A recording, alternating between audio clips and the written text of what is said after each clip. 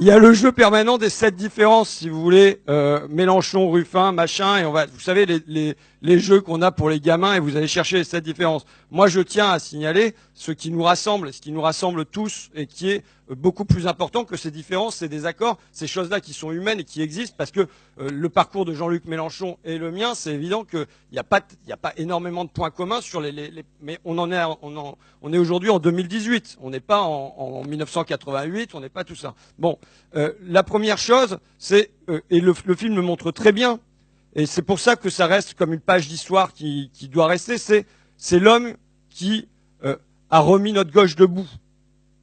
Je veux dire, notre gauche qui était en miettes, qui était éclatée, qui est partie de tous azimuts, il l'a remise debout. Il la remet debout à hauteur de 20%, ce qui nous laisse des possibilités d'espérance pour la suite. Et c'est l'homme qui a fait ça, avec son tempérament, avec de la casse, avec parfois peut-être l'éléphant dans un magasin de porcelaine, et ça part. Mais n'empêche qu'au bout de 10 années, puisque ça part en 2009 et ça arrive en 2017, c'est l'homme qui a remis notre gauche debout. Alors il l'a pas remis tout seul, il y a eu des gens pour l'entourer, des proches, et puis il y a eu des lutteurs qui se sont retrouvés dans sa démarche. Il y a eu vous, il y a eu des électeurs, il y a des gens qui ont collé des affiches, il y a ce qu'à Fakir on appelle les petites mains, il y a des gens qui ont distribué les tracts, qui ont fait du porte-à-porte, il y a tout ça. Mais à un moment, il y a quelqu'un qui l'a incarné avec son tempérament et qui a tenu ça debout dans la durée. Et c'est Jean-Luc Mélenchon. Et je pense que, quels que soient les reproches qu'on ait à lui adresser, quelles que soient les remarques critiques, il restera une trace de Jean-Luc Mélenchon dans notre histoire politique du XXIe siècle, c'est qu'il a remis notre gauche debout. Et c'est pas rien. Et moi, je tiens à dire que, par ailleurs, il a remis notre gauche debout sur 2 jambes qui sont les miennes. La première fois d'ailleurs que j'ai vu Jean-Luc Mélenchon, moi, c'était, je venais de sortir un bouquin qui s'appelait La guerre des classes, qui était pas mal sur le Parti socialiste, ce qui partait de la phrase de Warren Buffett, une guerre des classes existe, c'est un fait, mais c'est la mienne, la classe des riches, qui mène cette guerre et nous sommes en train de la remporter. Et donc j'avais fait un portrait du Parti socialiste qui était déjà en état de déliquescence et qui s'est confirmé par la suite. Et je suis allé rencontrer Mélenchon pour faire une émission pour Mermet, qui finalement il n'y a pas eu d'émission, mais c'est pas grave. Et il me dit bon bah voilà, je vais peut-être quitter le Parti socialiste. Qu'est-ce que t'en penses? Putain, moi j'avais jamais été dans un parti. J'étais quand même le dernier à qui on devait poser cette question-là, quoi. Tu vois, pourquoi faire? Oui, je vais lancer un machin, là, peut-être le parti de gauche. Ouais. Bon, et donc il m'invite au restaurant pour me sonder, jeune gars, et il me dit bah voilà, qu'est-ce que je dois dire? Putain, le mec, il a 30 années de carrière politique. Il vient de demander à moi qui n'ai jamais rien foutu sur le plan politique, qu'est-ce qu'il doit dire? J'étais venu avec 2 bouquins.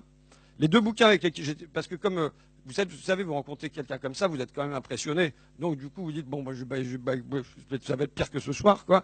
Donc je viens avec 2 bouquins. Et les 2 bouquins avec lesquels j'étais venu, c'est L'illusion économique d'Emmanuel Todd, c'est-à-dire le volet protectionniste, et c'est Comment les riches détruisent la planète de Hervé Kempf, c'est-à-dire le lien entre l'écologie et le social.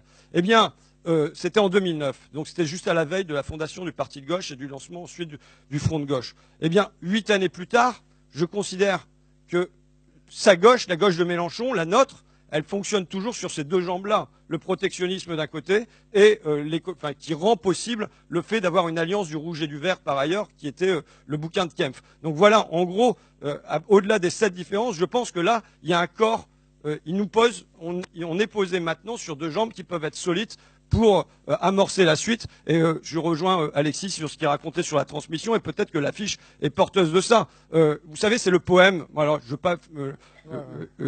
Alexis est vachement meilleur que moi pour tresser des couronnes à Jean-Luc. Mais c'est le poème de Baudelaire. Quand il fait un compliment, il y a toujours un double niveau, voilà. en fait, ça. Mais c'est le poème de Baudelaire sur les phares. Vous savez, je sais pas si vous connaissez, vous vous souvenez, mais il y a toujours un phare, c'est Rembrandt, c'est machin, il y a un phare qui nous amène plus loin. Bon, je veux pas dire que Mélenchon est un phare, mais c'est un relais dans notre histoire, dans un moment de ressac, dans un moment où on pourrait être en dépression, où ça va pas bien, où on voit que c'est les libéraux qui gagnent depuis 30 ans et ainsi de suite, eh ben, il nous reste des points d'appui, des points solides. Et ce que je vois dans l'affiche, c'est en effet ça, c'est que le regard est tourné vers l'avenir, et l'avenir, c'est vous, quoi. Je vous remercie.